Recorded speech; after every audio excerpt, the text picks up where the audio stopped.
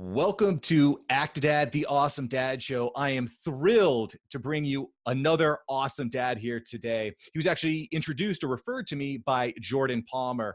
He is a Super Bowl champion, an awesome dad, and he's been an ESPN and NFL commentator for years. Just a really great guest. I cannot wait to get into it. I introduce to you Mr. Trent Dilfer. Thanks for having me. This was fun. Jordan told me this was a great gig, so pumped to do it. Fantastic. I can't thank you enough for being here today, Trent. And I was looking at your background, man, there's so many different ways that this conversation could have went, right? You've done so many things. And I think the way I'd like to handle it, look, all dads have ups and downs in life. And that's something that I really think about a lot, is how to handle the ups and the downs. So that's one of the themes I'd like to cover here today. Let's do it. I've had plenty of downs and some ups as well. Absolutely, as we all have. So let's start. I want to start with football, with maybe the epitome of your professional career. Trent, how would you compare the feeling of lifting up the Lombardi trophy versus lifting up your first child when you first got a chance to hold your first child? I think they're different emotions.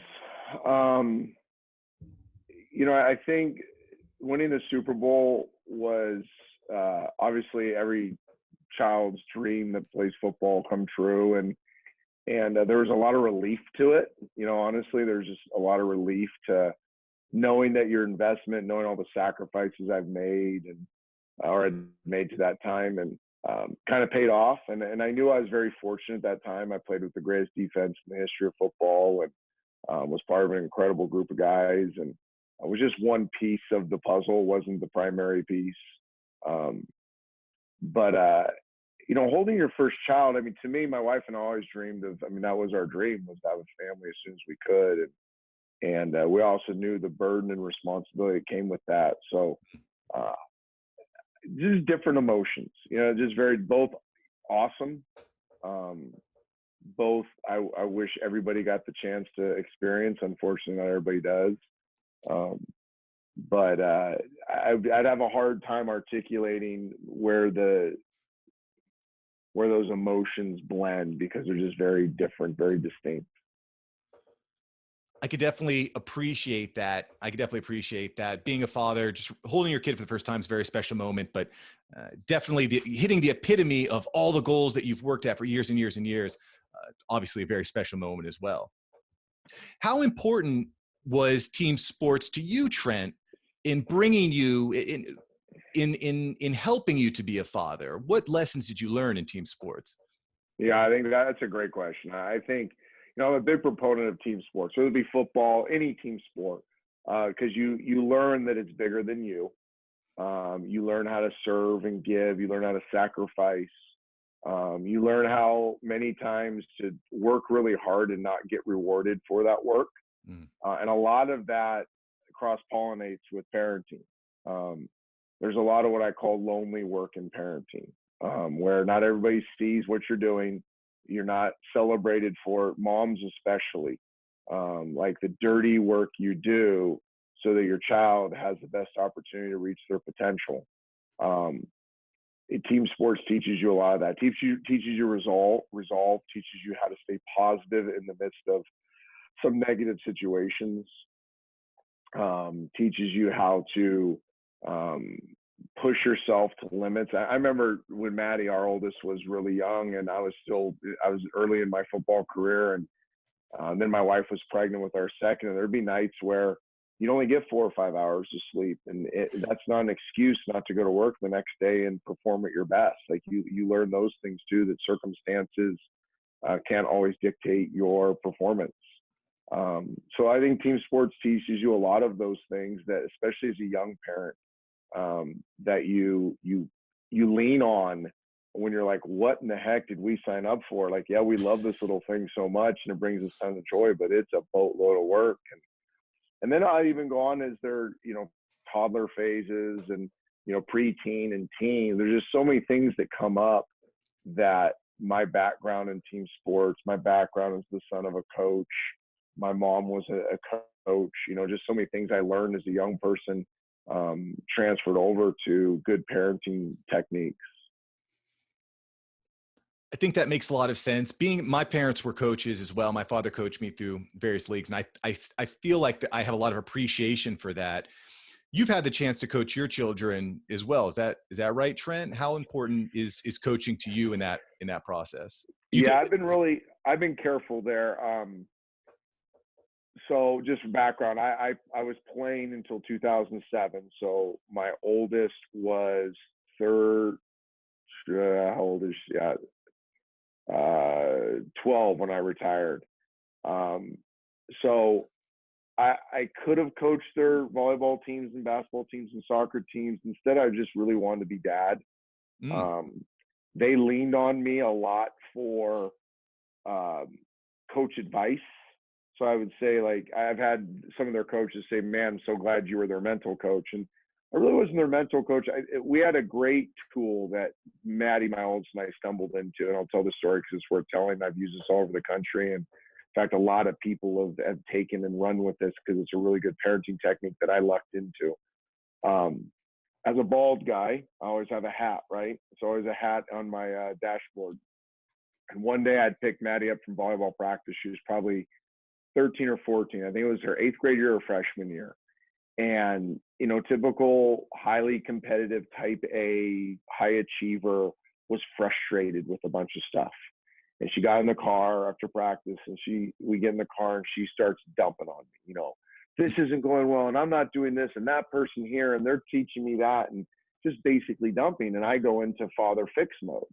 So I start trying to fix everything.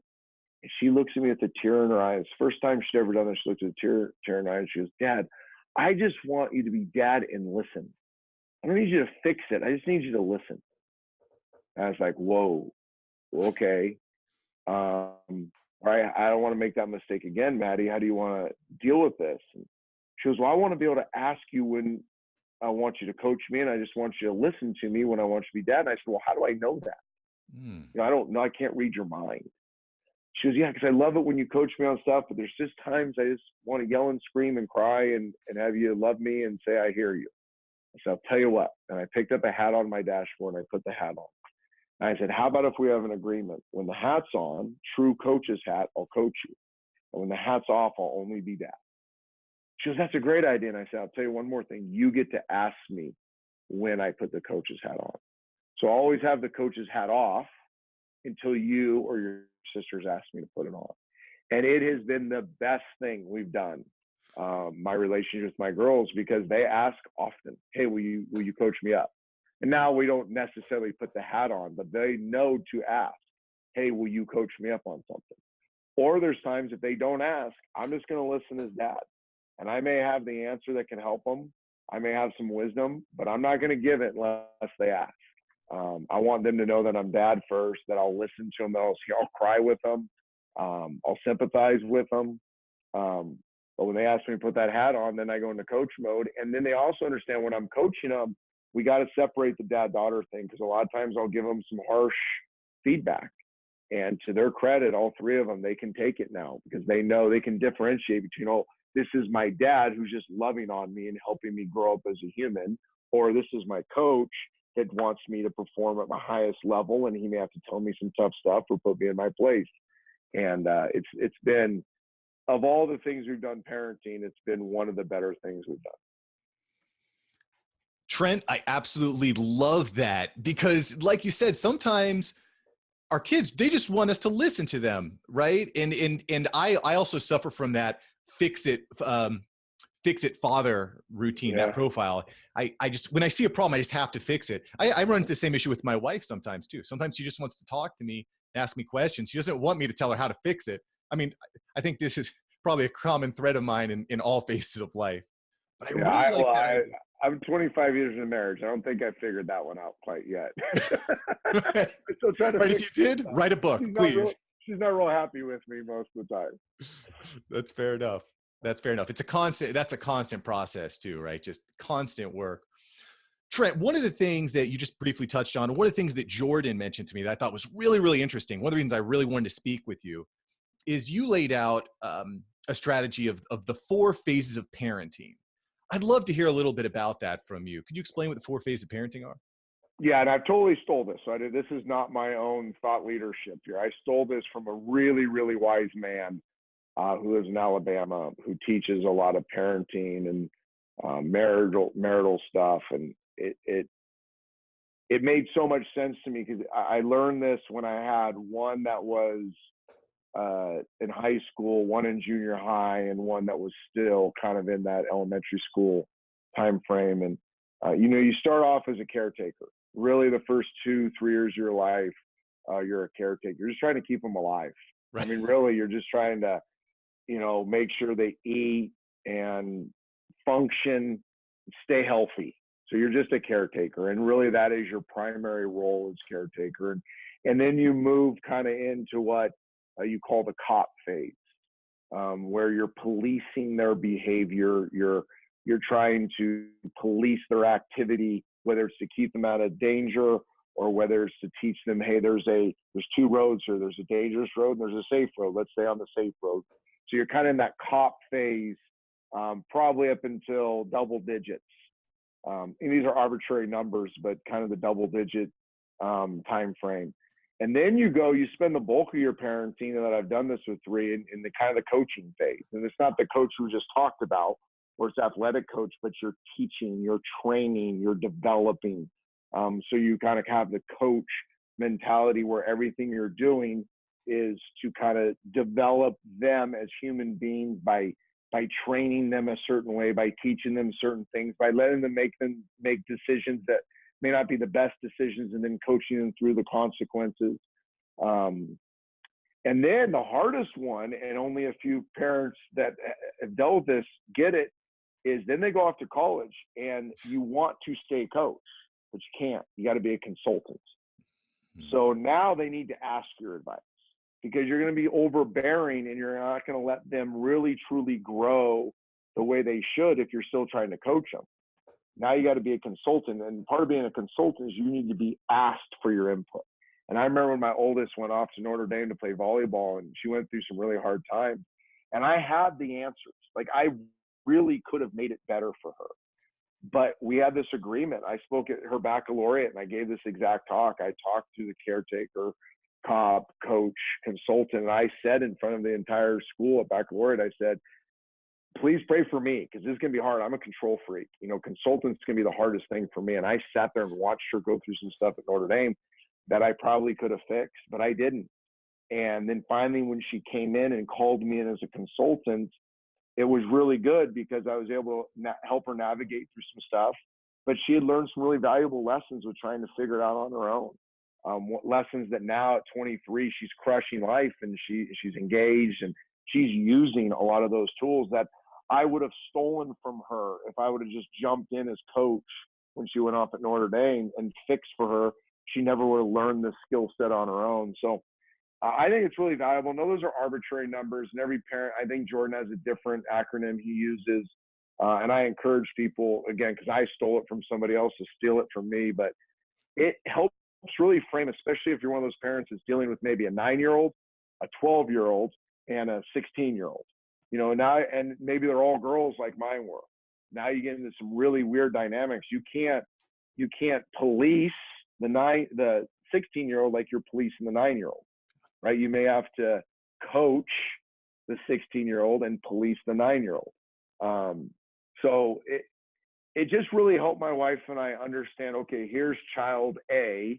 We need to parent her a little differently than child C, who's in a different walk of life. And when you lump them all together, then they're not always getting the best from you. They're just getting some of you. That makes a lot of sense to me, Trent. So for a few things you said there make a lot of sense to me, but number one is saying, hey, there's not one right way to do this, right? Every kid develops at a different rate. Every environment is a little bit different, but identifying, hey, where am I at? And then not overbearing. I think that's something that can really get you into trouble as a parent, is saying, I know all the answers. Let me fix it. And they're either A, not ready to be fixed, or B, they're so reliant. You end up raising a zoo animal because it's like, okay, Yep. I don't even know how to do my laundry. I'll call dad. Like, you have to let them kind of work through some of their problems, right? No doubt. We have a term in our house. I started using it coaching years ago with quarterbacks. I know I made up a word, but it tends to be spread often by, I call it figure it outness. Like one of the greatest traits you can have in life is figure it outness. And that sounds harsh at times, but if you let young people figure it out on their own, they'll grow a lot. Now they won't always figure it out completely right, and that's where you still need to be a cop or a coach or a consultant, and step in and lean into it as they make mistakes. But as they tend to start figuring stuff out, it does, it builds confidence. They have a better view of themselves. They tend to get less overwhelmed when chaos comes. I know with my daughters, as really hard things happen in their lives, real life stuff, they had confidence knowing that, hey, this is hard and I'm not happy, but I have the tools to figure out how to regulate during this time, how to emotionally, physically, mentally cope with this. I didn't need to take the easy road because I've been through some hard stuff and I figured it out. So I think figure it outness is a huge thing for young kids. And when we solve all their problems for them, which is my nature, which is probably your nature, as you said, which is most of our natures, we stay too much into this caretaker, role, even when they're 12. I know a lot of moms are still being caretaker and their kids in junior high and high school. Sure. We're robbing them of their confidence because now their confidence is in mom and dad, not in themselves. And, you talk to psychologists, you talk to, educational leaders, and like confident kids tend to be better kids. Well, how do we build their confidence? Is let them figure out some hard stuff at an early age. I think that's probably one of the most important things that we as fathers can do or need to do is instill that confidence, especially in this day and age when you can just get blasted from every which way, whether it's Twitter or Instagram or we need to instill that confidence. Really, really important. I have another quick question about the cop, and this is very subjective. It's discipline is always a really challenging thing. Yeah. Something I think a lot about. Just from your perspective, was there any sort of technique that you used that you found to be effective? We read Baby Wise when the kids were young. I'm sure you're familiar with Baby Wise. It's a great book. Gave us a lot of really good principles to use. First time obedience was one of them. Our deal was, and the best metaphor I ever heard was, or analogy was, if Junior's running through the park, you take him on a play date at the park, and next thing you know, Junior's often running towards a busy street, and you say, and you yell, "Hey, Junior, stop." Does he take that as a mandate or a suggestion? And to us, first time obedience was, we wanted them to trust our voice, that when we were authoritative with something, that we meant it. It wasn't a suggestion. It was a demand. So the hardest one ever was the dinner table, or the, what do you call it, the baby seat where they eat their dinner when they're calm too. And Maddie would knock her baby food off of it. And we had a 2-story house. And I'd have to pick her up, not in anger, but I'd pick her up and I'd walk her up the stairs and I'd put her in her crib and I'd sit outside the door while she cried. And when she stopped crying, I'd go back and get her. I'd bring her back down, put her in her baby seat, and she would take a couple bites and she'd knock it off again. Okay, my legs are sore. I practiced all day. I'm going to pick her up, and I'm going to take her up, and I'm put her, and on and on and on. But basically, every time they rebelled within love, to make sure there was a consequence attached to that. So they knew that we meant it when we said, no, that's not appropriate behavior. And that first time obedience carries over even to this day, that, if I say something sternly, if we're having a family melee, which happens sometimes, and I lay down the hammer and say, okay, stop. They don't take it as a suggestion. It is, okay, we're stopping because Dad said to stop. And I don't try to exercise power or control over them that way, but it really helped in their want to be rebellious years, where they were leaning towards wanting to rebel, to be able to say, no, that is not how we act. And they understood it. They're like, oh, okay, I crossed the line. I can't cross that line. So I think first time obedience was huge. We did spank, not a ton. It wasn't like over the top. but it was a way for them to understand that there's a consequence to their behavior. Luckily, because they understood first time obedience, it was not a common activity in our household. It was rare, but it did happen.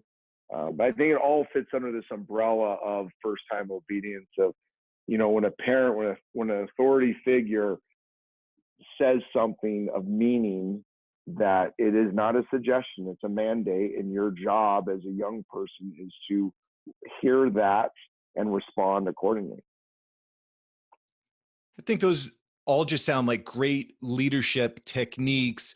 And as long as your kids believe that you want what's best for them, I think that's the kind of the key, so that they listen. Yeah. Okay, dad said this. Okay, there's probably a reason. I'm going to trust that he's doing what's in my best interest. So yeah, and the why is a huge part. I probably left that out. One of the things with first time obedience is you better follow it up with the why. This is not to exercise control over your kids. It's to help them. And when these instances came up where you had to exercise authority in their lives, then the follow-up is, okay, here's why we're doing this. Here's what I'm trying to protect you from. Here's the lesson I need you to learn. Here's the long tail to this. I think one thing my wife and I really worked hard on was always not just giving them the why, but how is this going to look a year from now, 2 years from now, 5 years from now, 7 years from now, 10 years from now. We use a lot of marital situations in our parenting. So point being like, hey, you need to learn this because one day your husband or your family dynamic is going to be like this, and you need to learn the skill set now so you're better parents than mom and I. I mean, there's been a lot of vulnerability with my wife and I with our kids, especially as they got older. Like, our job is to make sure you're better people than us. Your marriages are better than ours. Your relationships are better than ours. You're more successful than we are. So we joke around, or we say, hey, do as we say, not as we do all the time. It's a joke, but they mean it. I mean, we mean it in the sense is we want you to be better than we are. And we're trying, even though we make some mistakes, we're not proud of those. And we want to give you the skill set to not make these same mistakes that mom and I are making.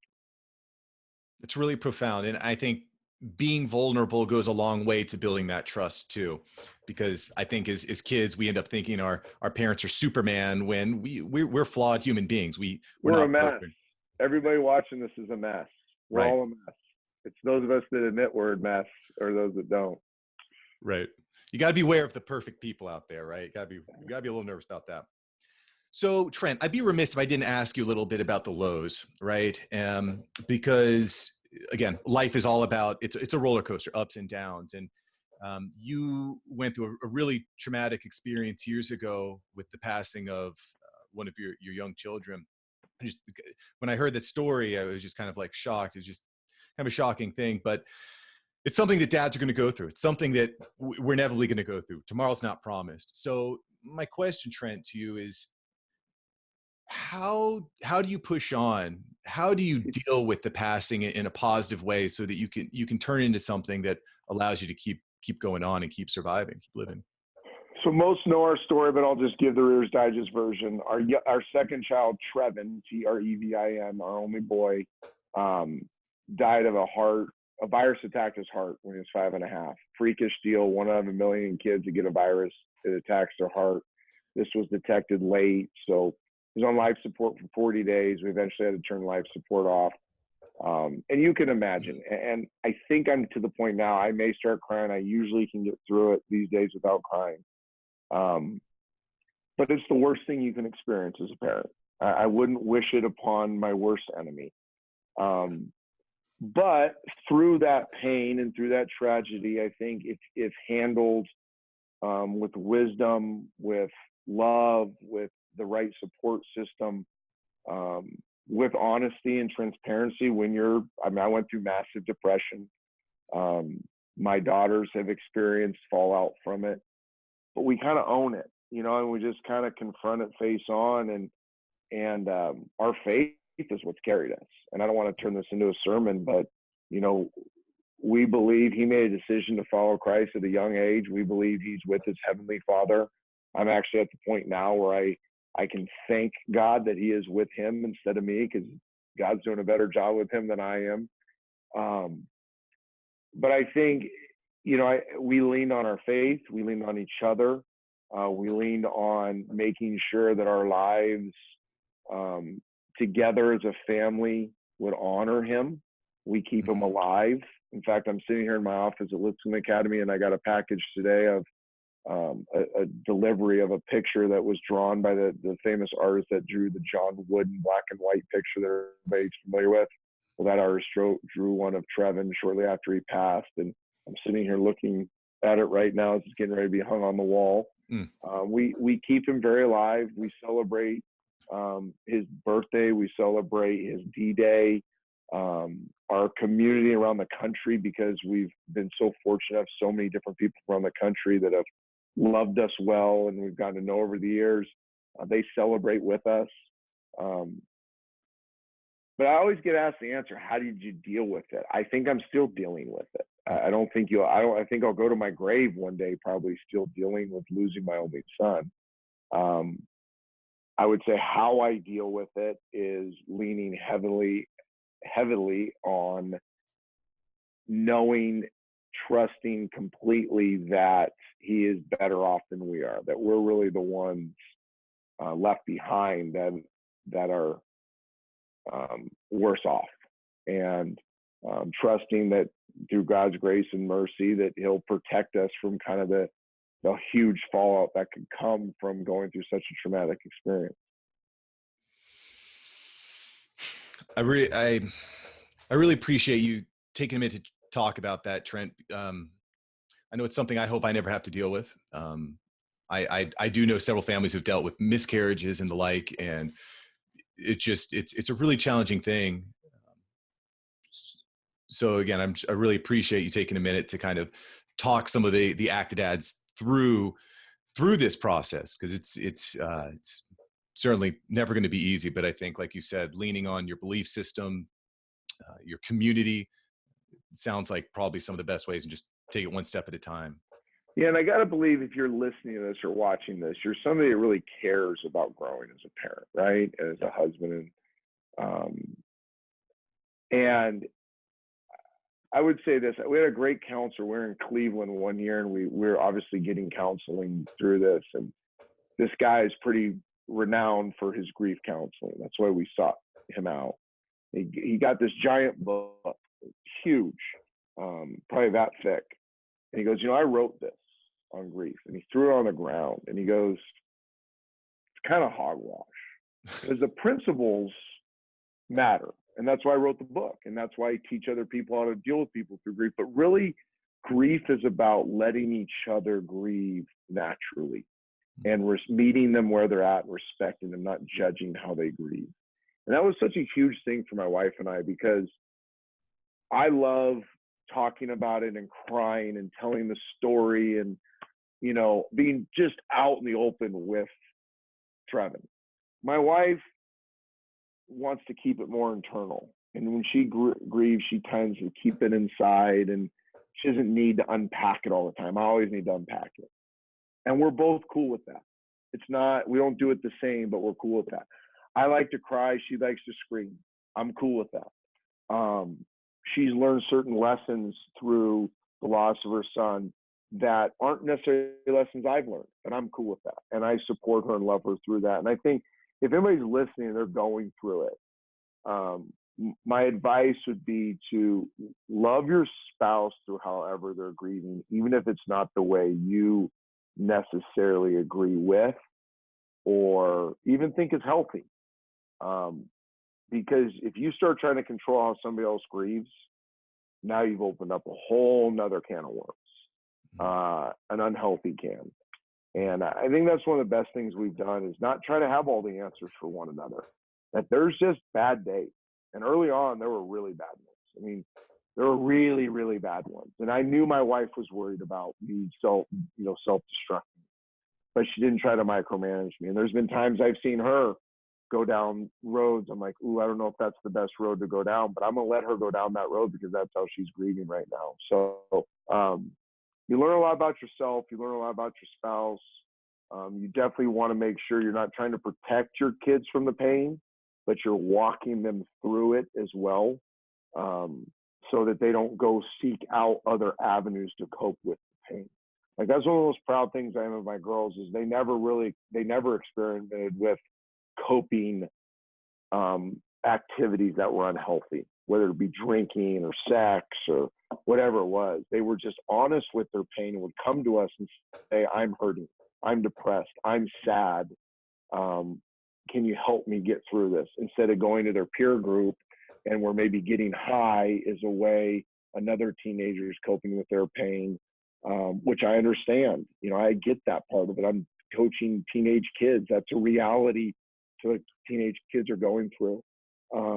But talking about it and being honest about it and putting it out there instead of going and hiding in a dark closet and doing something that isn't good for you, but it makes the pain go away.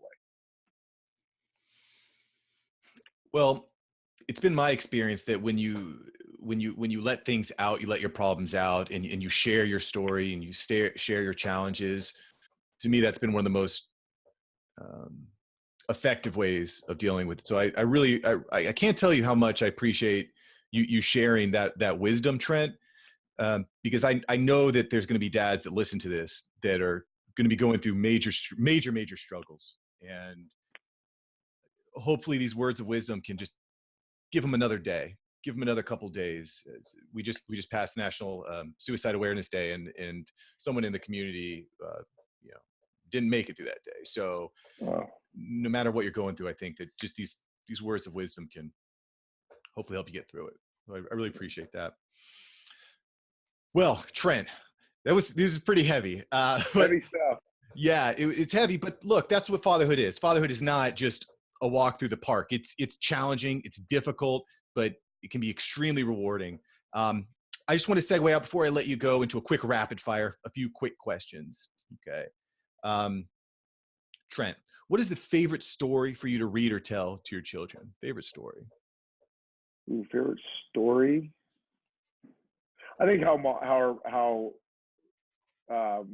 my wife and I met. We love going back and joking about. I always say we had this class together as freshmen, and I asked my buddy, I said, "Who's the hottest chick in the room?" And he pointed up to a girl in a purple sweatshirt.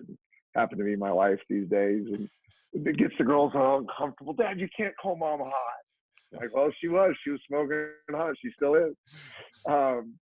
So I like telling that kind of our love story, because I was kind of a mess. I was one of those typical knucklehead college kids, and my wife and some great people in my life kind of got me out of that pattern of life, and I just like telling them that one day you're going to be able to have this love story too. And now my oldest has. She's fallen madly in love. She's engaged to the man of her dreams, and she's living out the same type of love story that her mom and I have. That's amazing. Lifting up your wife. I love that, Trent. It's beautiful. It's really great. Vacation. Favorite family vacation? Gosh, we've been so lucky. We've had so many good ones. Our favorite place on earth is Lake Tahoe, Incline Village, and we're lucky enough to have a home there for 20 years. And no matter whether we go to the Bahamas or Hawaii or whatever great thing we've been able to do, we've been very fortunate that way. Nothing's better than a family vacation at the lake and sitting out on our deck and eating something I barbecued and looking out at Lake Tahoe. So that's all of us would say the same thing, Lake Tahoe. Love that. Favorite movie? Golly, I always get asked these questions. I'm going to go with Rocky IV because I've been talking to my players about it, and it would definitely be on the top 10 list anyway. So just because it's on the front of my mind, I'm going to say Rocky IV. Love it. Last question here for you, Trent. If you had the chance to talk to anyone in history, who would it be? Jesus, without a doubt. I mean, just because I think we have a special connection to heaven. Yep. That's the easiest way to tell the story of Trevin is and many others do as well. We just have a special connection to heaven. We're going to be there one day, and I would kind of like to know from him what it looks like. He's definitely had a major impact on the world, right? Yeah. Incredible. Love that. Trent, thank you so much again for being on Actidad, the Awesome Dad Show. I really appreciate your time. Where can people find you? So I'm easy to find on Twitter, Dilfer's Dimes. Instagram, I'm private, Trent.Dilfer, but I usually accept pretty much any request. And then our football program, where you kind of see the story of where my life's at now and what I'm doing, is LA Mustang FB. So LA stands for Lipscomb Academy.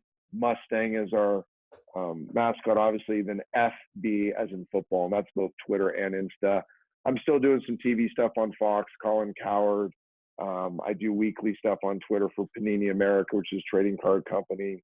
I do multiple podcasts and radio hits. So if I haven't driven you crazy by this point with my analysis, you can find me a bunch of different ways. Absolutely incredible, Trent.